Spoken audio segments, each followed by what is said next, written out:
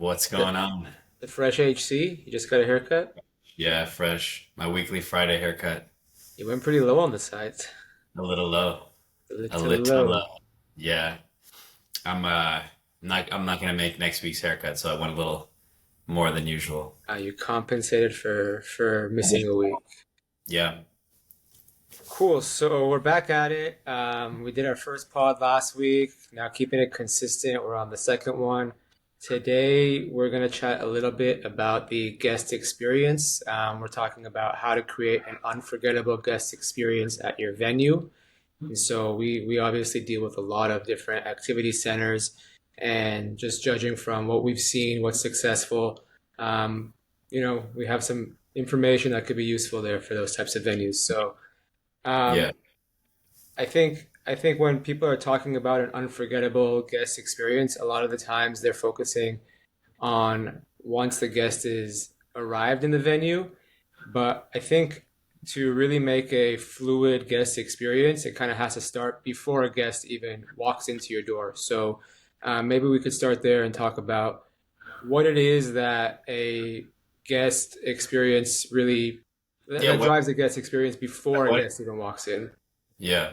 Like what is everything that is the guest experience? It's obviously when you're there, but it's also before you're there and you're interacting with the brand. And it's also after you leave, right? So it's kind of the whole thing. It's all the touch points that a brand or venue will have with its potential customer or current customer. So it's really Correct. every. I think it Correct. definitely starts these days either I would say on social or on the website. That's kind of where the Yeah. experience Yeah, it's starts. where the guest kind of finds out about a venue. So whether that's, a friend sharing it with them or seeing a reel on TikTok or Instagram or searching for something online and coming across their website, those are the first touch points and first impressions that a guest gets with the venue. So it's really important for all those first touch points to create a lasting memory there. Yeah. Yeah. I mean, how many times have you seen like a really cool ad or really cool visual video, something, and then you click through to the website and it's just kind of janky and you're like, wait, what did I just click on? Where did I end up? Yeah, it It's seems not. it seems disconnected. You want those experiences to all be pretty connected so that when you're clicking from one thing that is what you think it is, you want the experience to kind of be consistent with what you're seeing. Yeah, totally, totally. So where do you want to take it? I think the website's a good place to start. The online booking, and that kind of piece of it as part of the experience. I think going on what we just said, if somebody comes to your website and they want to book your cool experience, then the website should also be a cool experience to make that booking and to interact, right? Yeah, so the first idea is that all these businesses are wanting people to come in there to have a good time. So the website needs to iterate that. You want when someone's on your website for them to feel like it's a fun experience and for them to be well informed on all of your offering. You don't want it to be a challenging experience where now you're digging through to find information or you have to call somebody to make a booking. You want everything to be very easy and to be able to find what you're looking for exactly.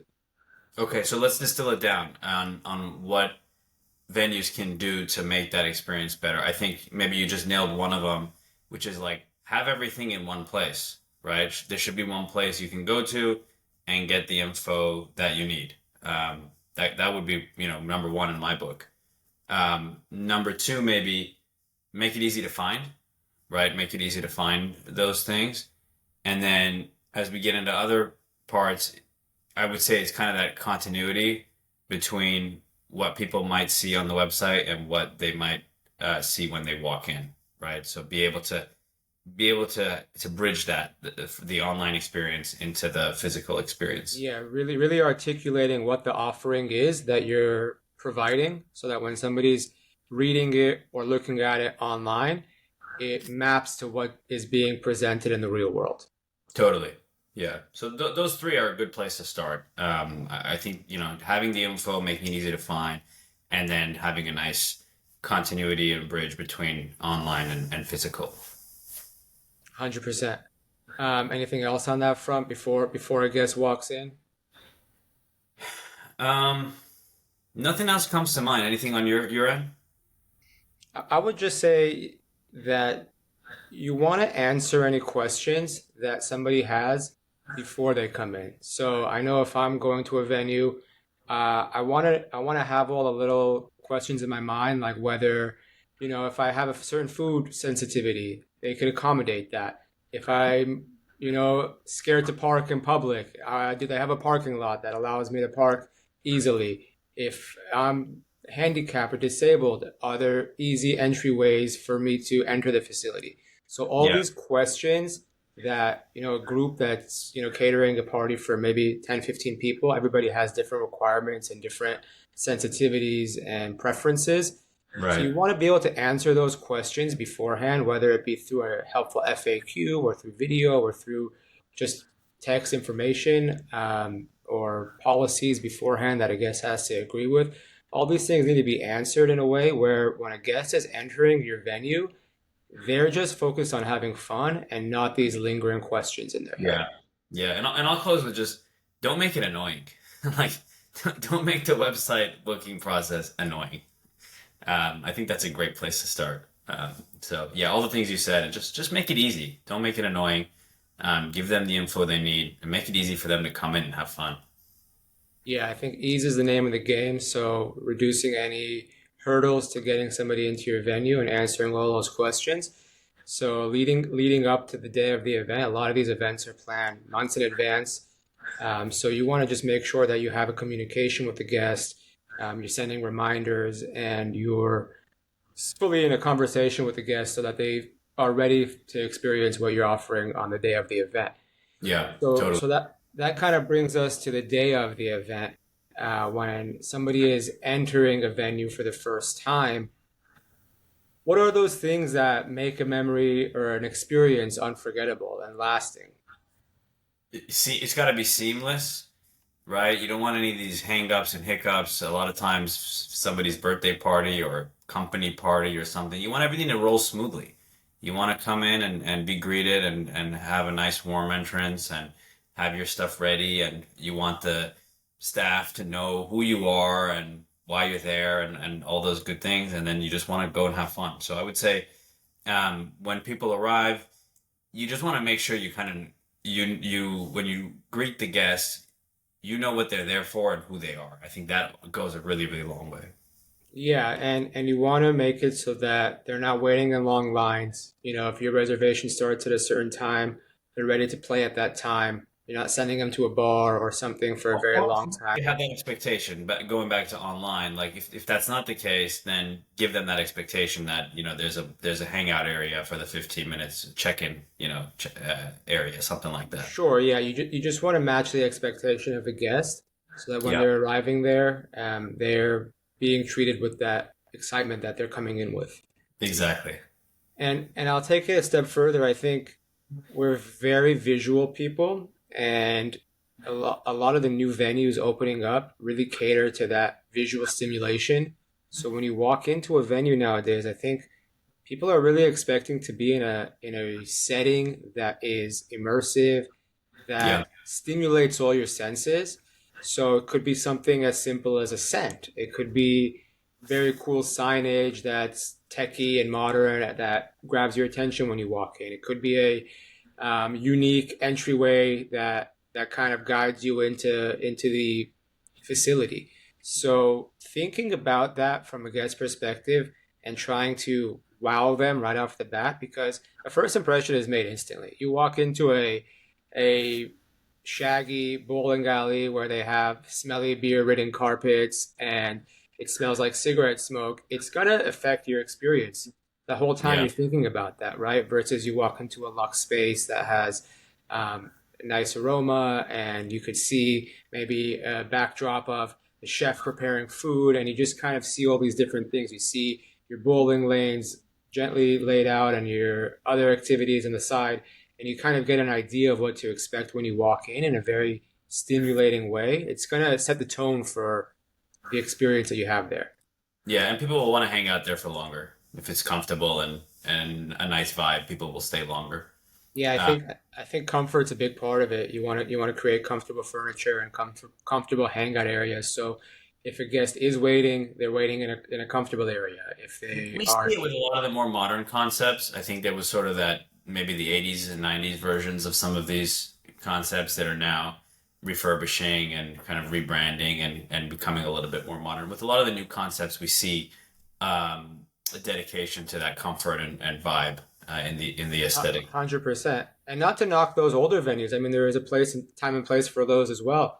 But just know what you are Yeah, and relay that message to your guests so that they know what to expect, right? I think Don't show yourself as a premium luxury alley and then be somewhere and that, that yeah. yeah. So just be seamless from your, like we talked about, the online to the physical. You want that connection to be integrated so that people know what to expect when they walk in. Yeah, totally. Yeah, the expectation. You want to exceed the expectation. You don't want to, jump below the expectation. 100%, 100%. So now somebody's in the venue and they've checked in, they've kind of taken the surrounding in, and it's time to play. So I'm gonna. what can a venue do to kind of enhance that time when they're playing? I'll give an Yeah, obvious one. Let's start with just make sure things aren't broken. So yeah. sometimes the best thing you can do is just make sure things aren't screwed up. So, make sure your website isn't annoying. Make sure the activities aren't broken. I mean, that's the baseline. When you It's peel it back, it's pretty simple. it sounds obvious, but it's stuff that happens, and you got to pay attention to it because things break and you need maintenance and things like that. But that could really sour somebody's experience if the first 15 minutes is spent troubleshooting or fixing something, right? So making sure that things are gonna work when people get there, and if not, having those areas closed off. For sure, for sure. And I think just adding to that to improve the experience, some of the things that venues can do, once you're playing, you generally have a limited time that you're playing that you've reserved for. So you don't want to be sidetracked by other things, like you said, if something is broken, or to go wait in long lines to order food or to get a beer. So you want the venue to be able to think through all that stuff so that once you start playing, you have staff that come to the lanes or the bays that could take your order, or it's all automated, and you could order food seamlessly and it comes to your bay. You want all the other aspects to be thought of so that when you're playing, you're really capitalizing on that time and Yeah. not being sidetracked by other things going on in the venue. What about some add-ons that we've seen more recently on maybe the more modern tech focused games, which is like the social component or like pictures of all the players, and you have fun little filters on them. Those are maybe some just fun Yeah, bonuses that I've. gamifying a little bit, really integrating with tech to have player details and kind of make it a competition from the competition amongst friends. I think when Yeah, you're there, obviously, it's just fun to have a little competition with your friends that you're there with. yeah, And totally. while keeping it friendly and not getting too serious, you want to just have something you're playing towards, and that enhances that experience between you and the people you brought there. Yeah, totally.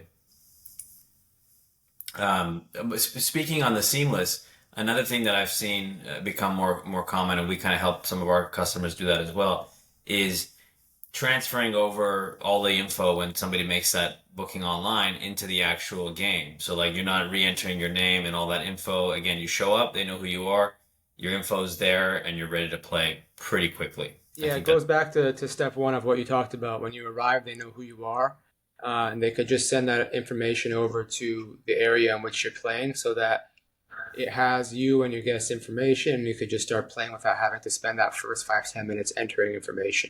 yeah, yeah.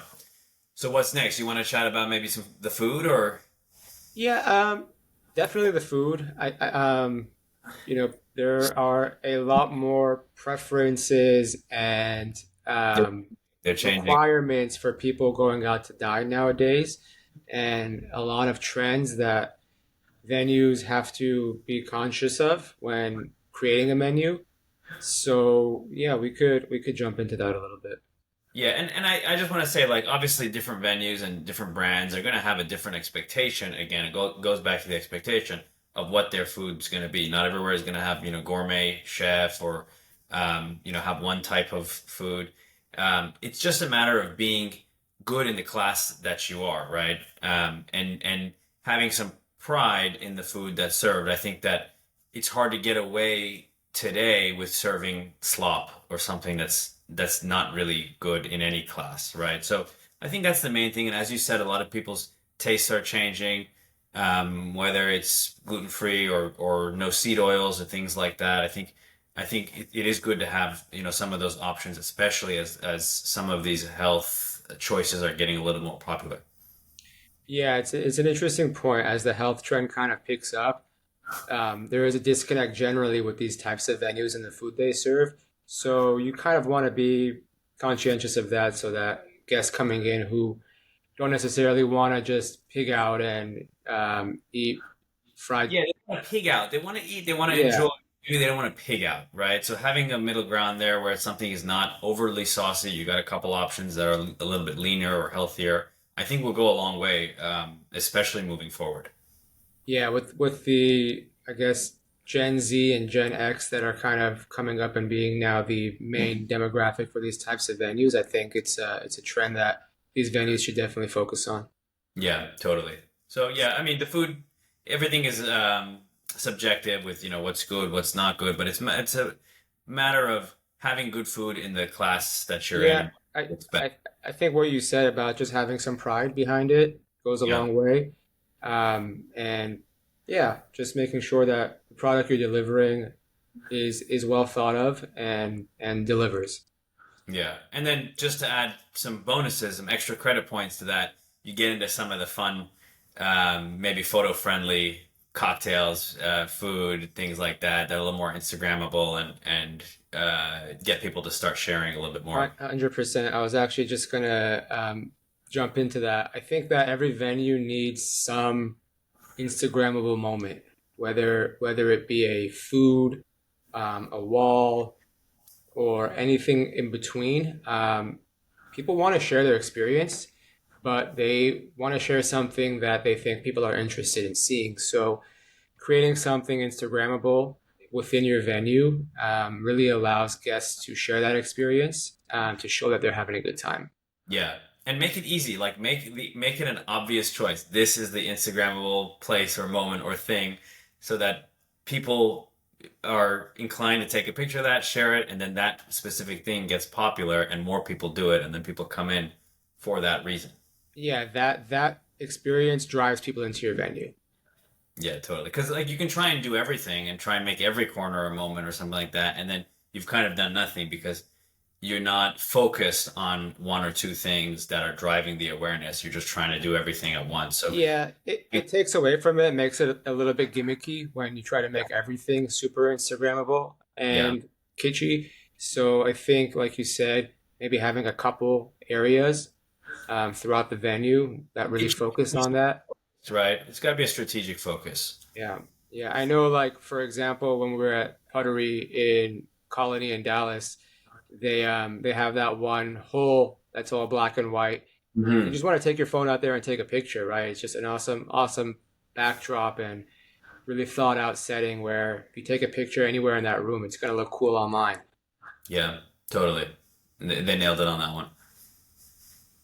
So we talked about food. We talked about making sure the guests are able to capitalize on their activity. Now, as venue operators, you obviously want guests to stay there a little bit longer. You don't want your venue to be hyper focused on just one activity. Maybe we could talk about introducing other things for guests to do while they're there. The So rise of the bonus activities. yeah, so you have a primary activity generally at these venues, whether it be bowling or a driving range or ping pong or karaoke or whatever it is. But maybe you introduce now a secondary activity that guests can dabble with while there. Yeah. Well, let's just run on a couple that we're seeing. I think maybe one of the standouts is the golf sim. We've seen that really popular. Adding the golf sim has become really common and a great way to add now golf players to your activity and get a new revenue stream. Um, Axe throwing lanes are fairly inexpensive and easy to add. We've seen that. We've seen some VR concepts like VR rooms or like floor VR or little Yeah. like like they call them like game boxes where you kind of step into this room and it's got some VR to it. Yeah. Um, doesn't Uh, take up a lot of space, pretty cool, modern. and Dartsy, I mean, the interactive dartboards, those are so easy to add to a venue, and they literally take up no space, pretty inexpensive, and it just adds a new activity for people to do at your venue. Yeah, So, totally. That's a good one as well. Darcy's so kicking right now. yeah, we chatted about it a little bit last week, the rise of multi-activity venues. And I think if places started to incorporate that a little bit more, and obviously you have the traditional arcade, right? A lot of these venues have an arcade in there. Yeah, So these are just simple things you could do to the drive arcade's the more revenue. right. Yeah, that's the OG. The bowling alley plus arcade Well, combo. I yeah. grew up on that. It's a it's a good thought experiment. I mean, yes, I think that nothing is really a single activity place anymore. Everywhere has to think about what they can add. Obviously, you'll have your core activity, but what can you add beyond that? Nowhere is really going to be just single activity without other things to do, because you want to keep people there for longer, and you want to cater to a broader array of interests, right? If somebody wants to bowl or golf, you'll have both. If somebody's more interested in the arcade or VR, you'll have that.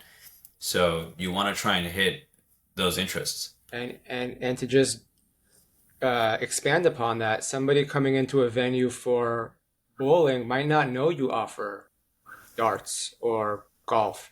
And so that encourages repeat visits. Maybe they had a finite amount of time this time, but they see that you have another activity that's pretty exciting to them. That encourages them to book again and come back for a repeat visit. Yeah, totally. And on that note, some interesting things we've seen with some of the more tech focused concepts is like logging the scores somewhere where you can like come back to try and beat your old Yeah, score. leaderboards, right? Or it's, Having leaderboards posted within the venue is just a fun way to drive some buzz and energy throughout the building. yeah, yeah, And speaking of that, I think music plays a big factor in all this. You don't want your venue to have no vibe, right? So really thinking of who it is that's coming in your venue and what their tastes are. So not just playing a playlist that you think is something that you like, but thinking about who your customers are and playing music that they like will really set a vibe in the venue and allow you to really have a more lively atmosphere when entering a venue. yeah. And I'll say it again, just don't play annoying music. Don't play annoying music. It's pretty obvious for us what's annoying music, but There's some annoying music, so don't play annoying music. But yeah, be creative, be fun. Mix it up a little, but yeah, stay true to who your customers are and what they'll like. yeah, nothing is permanent. So if you see something is not working, be open to changing it, right? And if you mix, You want to go ahead. I was just saying you want to be able to get feedback from your guests so that you could tell if, hey, they don't like my music, then let me change it up. Or if the food we're offering is lacking in a certain department, let's change it up. Don't be Yeah, stuck in your old ways and just be open to changing based on the feedback of your guests. exactly. And I was gonna say, just drop in a DJ one night of the week to mix it up if you want. It's a couple $100, a few $100 if it makes sense for your venue. Just drop in a DJ. They'll bring their own kind of idea and see what vibes and what matches. Yeah, it's an interesting one. It's kind of these, I guess you could call them theme nights, right? Where you can have a night of the week or a couple nights of the week that are a little different than what you normally do. So in like the bowling world, they do the laser nights where it's, everything is dark and you have the laser nights. But there are a lot of other cool ways you could interact with your guests, whether it's a retro disco night or like you said, DJ vibes and you have a DJ come out and play music. Yeah, yeah, you can do fun stuff like that, and it's relatively inexpensive to bring in a DJ one night a week. Yeah, and it creates something for people to look forward to, right? I think like we talked about, the generation that's now going to these venues doesn't necessarily like going to the club the same way that maybe the older generations did. And so they're always looking for places to hang out that are maybe a little less traditional than the standard bar or nightclub. So these venues really have a unique angle here to create that kind of spot for these guests to go to, and having a DJ and incorporating some of those nightlife elements will really bridge the gap between what this generation is trying to do for a night out. Absolutely. Absolutely. Sort of in that um, middle of that restaurant, lounge, nightclub these like Yeah, fun. look, you could go to a restaurant and sit there at a table and have a very sophisticated meal. You could go to a nightclub and it's a whole different experience where you probably can't interact with the people you're there with because it's too loud. Or you could go to a middle spot like an activity center and check all the boxes, right? You're able to really create these experiences with your friends and create memories that are different than going to a restaurant and just sitting and having a regular conversation. When you incorporate the games and you incorporate some competition, it really creates more lasting memories. Yeah, totally agree. What else you want to hit? Any other topics?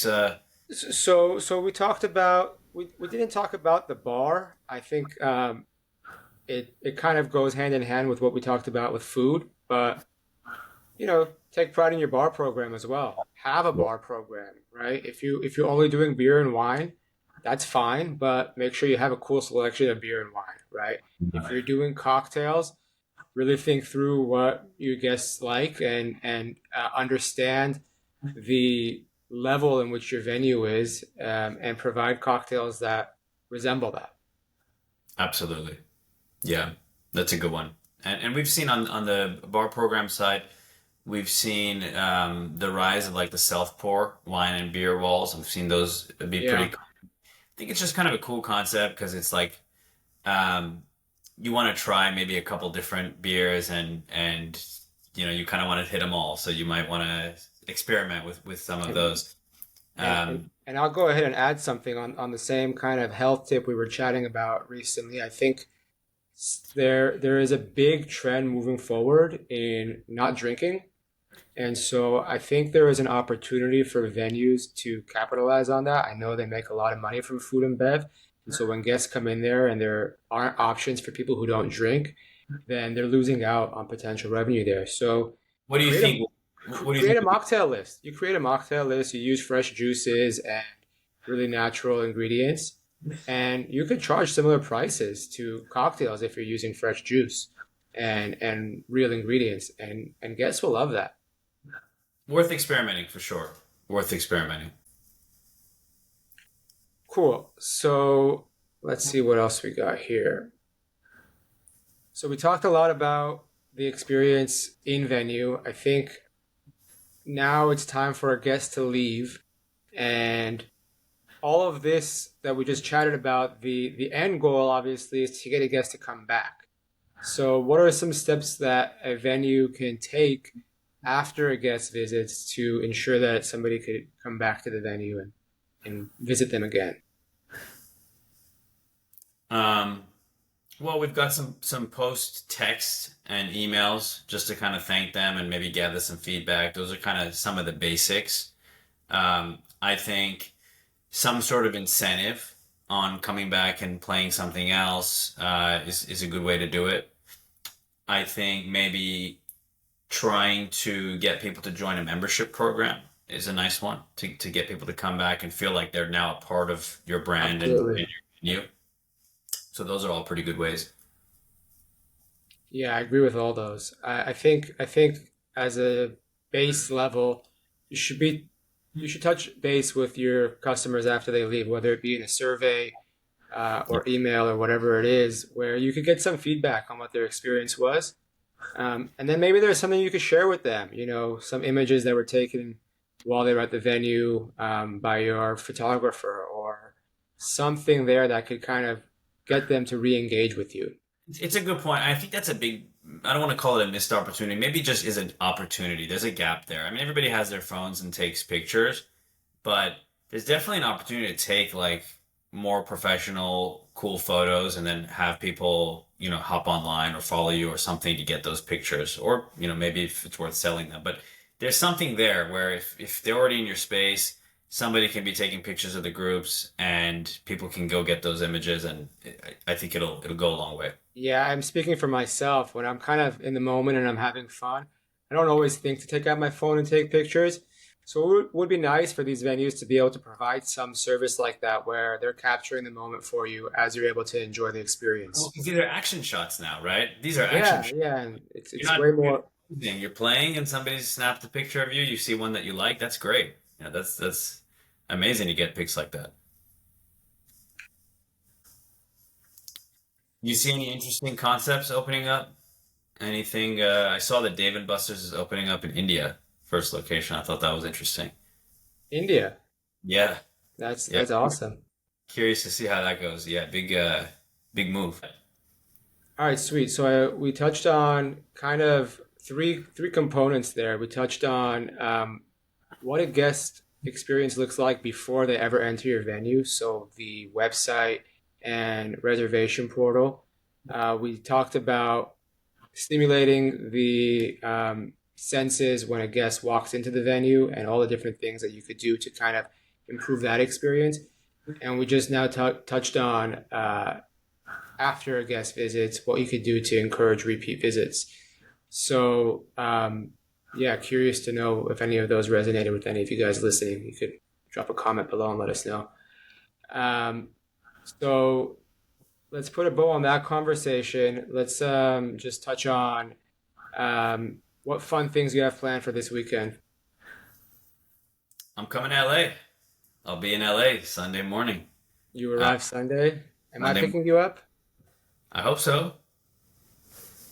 What time do you land? 9 a.m. 9 Okay, yeah, a.m. So we my weekend split. I'll have a day here in Miami on Saturday, and then I'll be in LA early Sunday morning. fun, fun, fun. Should be good. Um, yeah, We've awesome. we've got a body fit test. We got a DEXA scan on Sunday at noon. That's That should right. be That's right. And we have some buddies visiting from Australia who are in town, so that should be fun to catch up recommendation. with them. Yeah, that should be a I've fun weekend. I've got a really long run on Saturday or tomorrow morning, so I've been trying to mentally prepare for that. What's your call? I'm doing 20 miles tomorrow. Oh, 20. Okay, Yeah, that is so really so this. we'll see. I might crawl to you at the airport, but we'll figure it out. Yeah, for sure. This is a marathon prep. Yeah, marathon is in uh 3 weeks.